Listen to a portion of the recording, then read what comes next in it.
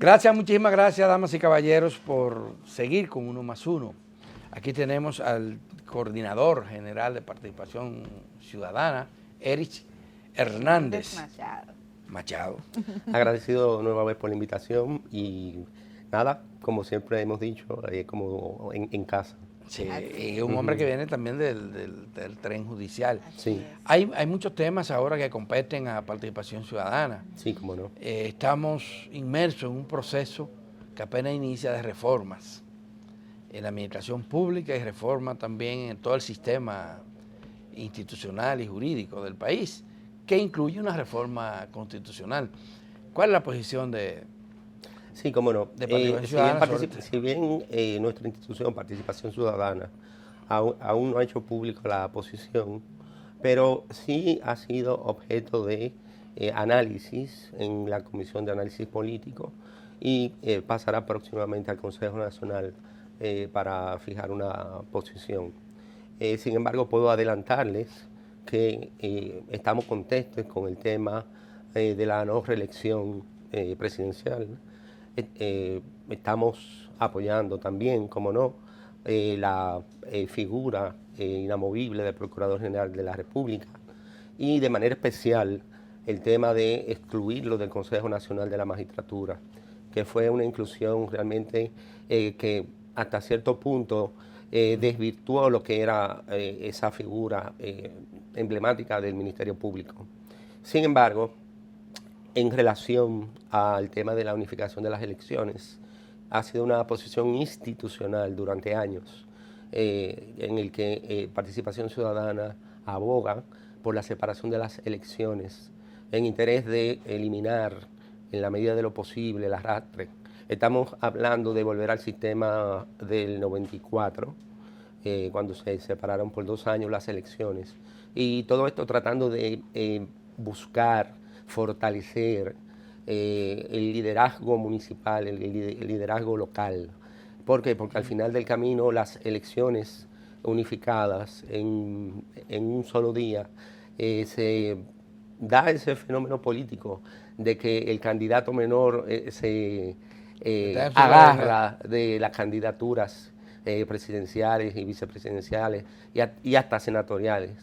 Entonces, elecciones separadas ha sido la posición institucional y así lo vamos a plantear. Y finalmente estamos de acuerdo con la reducción de la cantidad de diputados. El propósito de la separación de las elecciones era justamente garantizar más democracia. Así es. Y mayores posibilidades de participación de quienes aspiran a cargos electivos, de los liderazgos locales y sectoriales. Sin embargo, los resultados no han sido eso. No se ha logrado.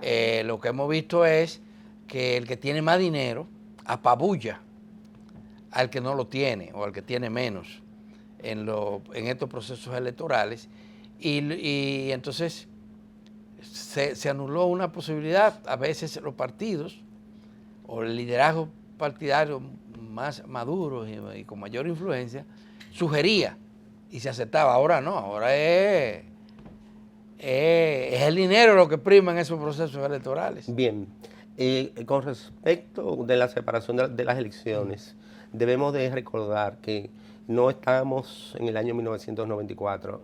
Actualmente tenemos una Junta Central Electoral, digo yo, más consolidada, hasta cierto punto de vista más independiente, y pensamos que si se reforma y se le dan más poderes a la Junta Central Electoral para controlar precisamente el clientelismo que usted acaba de manifestar, pero no solamente el clientelismo, sino también el problema, y hay que reconocerlo, de las elecciones separadas, que es que tenemos la experiencia de que los políticos nos mantienen en campaña durante los 4 años, es el control de los tiempos de campaña, pero eso solamente lo puede hacer la Junta Central Electoral con una modificación y un reforzamiento de sus competencias para controlar los tiempos electorales y controlar el clientelismo político. Es sorprendente que sea el Partido Revolucionario Dominicano, Revolucionario Moderno,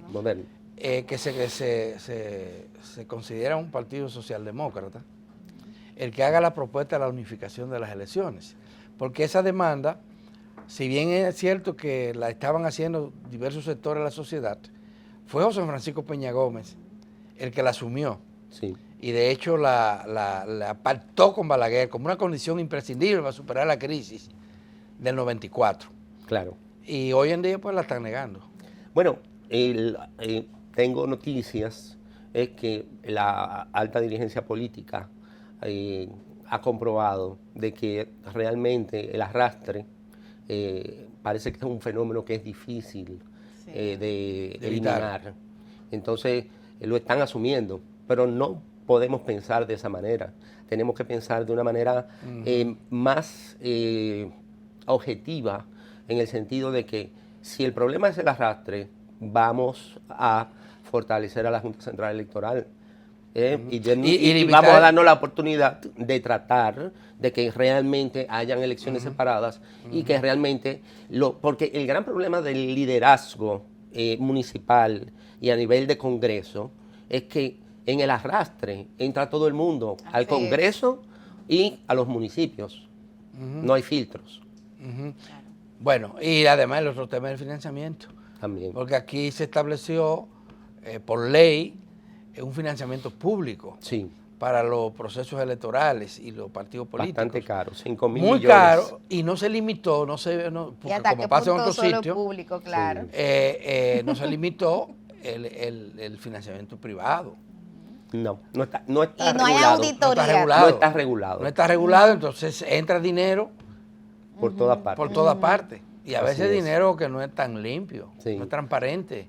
En el proceso electoral tuvimos una reunión con Eduardo Frei, pasado presidente de Chile, y es interesante como él nos explicaba que las regulaciones electorales incluyen en Chile incluso la rendición de cuentas de los dineros recibidos por la vía privada.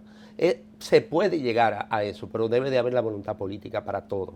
Claro, pero bueno, en Estados Unidos hay financiamiento privado, pero eso tiene que ser transparente. Así es. Muy transparente. Tal empresa da tanto, tal fulano da tanto y hay que rendir cuenta de eso. Claro. Aquí no se sabe quiénes son los que más dan y entra dinero. Hay mucha y dicen que hay debilidad, mucha gente de prácticas ilícitas que financian partidos. Sí, hay de todo. Hay de todo. Y hay pocos, bueno, ahora acaba de darse un ejemplo de que todo el dinero no se coge.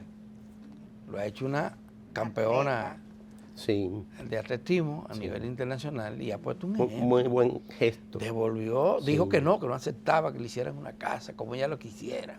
Claro. Simplemente por la fuente del dinero. Así es. Buen ejemplo. Pero ojalá los partidos lo hicieran, ¿verdad? Bueno, Eri, hay otros temas en el tapete. A propósito del cambio de gobierno, que más que un cambio es una continuidad. Claro. Un poco el balance que en materia de corrupción, transparencia e institucionalidad que hace Participación Ciudadana, ¿cuál es? El balance de estos 4 años se valora mucho la voluntad política de un Ministerio Público independiente.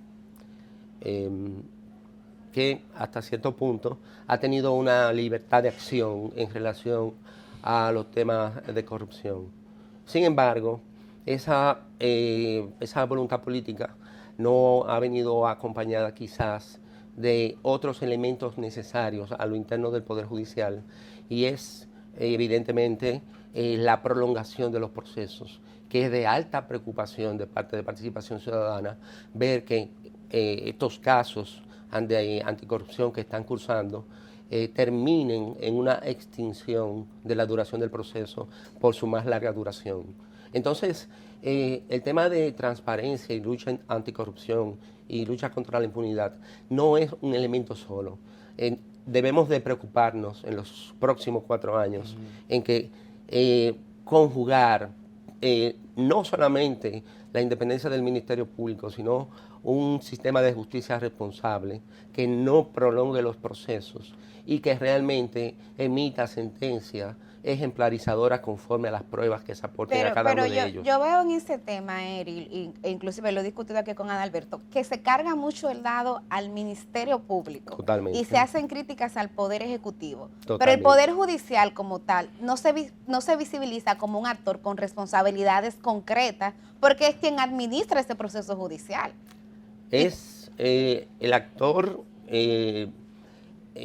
diría yo, activo con el proceso abierto, porque el Ministerio Público es quien inicia, debe de aportar la prueba y acusar, pero quien administra los tiempos de los procesos son los jueces.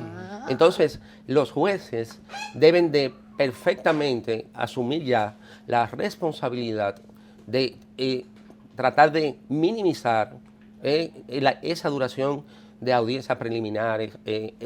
En uno solo de los casos, la audiencia preliminar tuvo unas 70 audiencias. ¡Wow! Pero dicen también que ustedes, los expertos, señalan por otra parte que el Ministerio Público tiene debilidades para formular los expedientes. A veces lo hace tan voluminoso que le resulta difícil porque quiere meterle 10 delitos, 15 delitos, 20 delitos a un hecho y no se concentra en lo fundamental, porque hay un solo delito podría llevar una condena ejemplarizadora. Y entonces buscan cuando uno habla de un expediente que tiene 1000 páginas, 2000 páginas, 3000 páginas, 12.000 páginas, pero eso es... Ese es uno de los elementos que no se ven. Yo tuve la oportunidad de trabajar en una comisión que me designaron en participación ciudadana.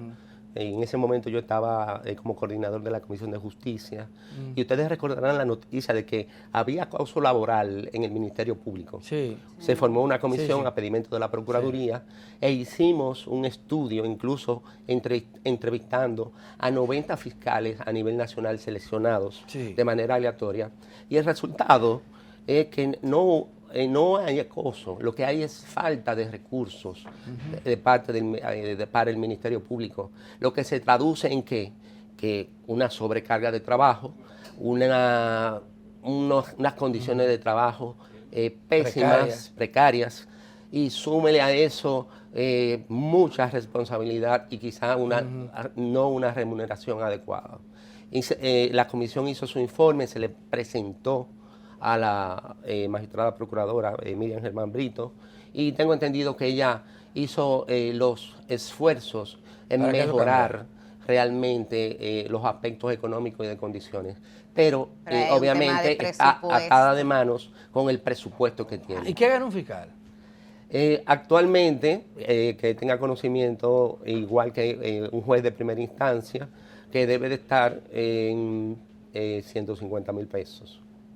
Tengo entendido. Pero ese no es el punto. El punto está también en el otro fenómeno que tenemos, que hasta cierto punto el acceso a carrera se ha disminuido.